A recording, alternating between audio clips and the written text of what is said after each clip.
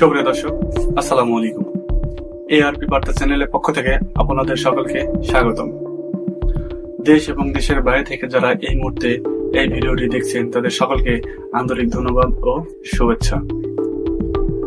সুপ্রিয় দর্শক, শুরুতেই জানিয়ে দেব আজকের সর্বশেষ সংবাদ।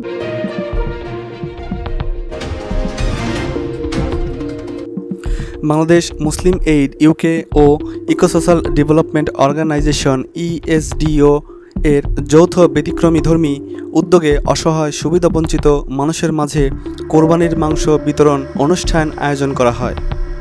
জনাব ফয়জুল ইসলামের সার্বিক তত্ত্বাবধানে পাবনা জেলার সদর উপজেলায় মুসলিম এইড ইউকে বাংলাদেশের সহায়তায় ইএসডিও কর্তৃক বাস্তবায়িত বাংলাদেশ কোরবানি প্রোগ্রাম 2025 উপলক্ষে 125 জন সুবিধাবঞ্চিত যারা কখনো কোরবানি তো দূরের কথা বছরে বা মাসে একবারও গরুর মাংস ক্রয় করতে পারেনি তাদের মাঝে 4 কেজি হারে গরুর মাংস বিতরণ করা হয়।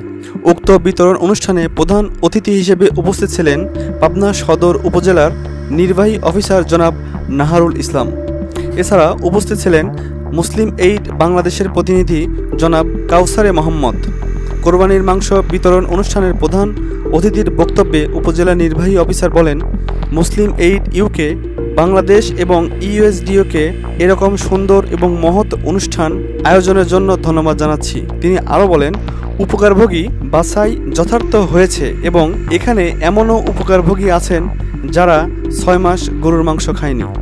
এরকম তাৎপর্যপূর্ণ প্রোগ্রাম যেন প্রতি বছরই হয় এবং আরও বড় আকারে হয় তার উপর গুরুত্বারোপ করেন এবং সেই সাথে আরও সামাজিক কার্যক্রম বৃদ্ধির প্রতিও ইউকে বাংলাদেশ এবং ইকোসোশ্যাল ডেভেলপমেন্ট অর্গানাইজেশনের প্রতি বিশেষভাবে তিনি প্রত্যাশা এবং অনুরোধ জানিয়েছেন।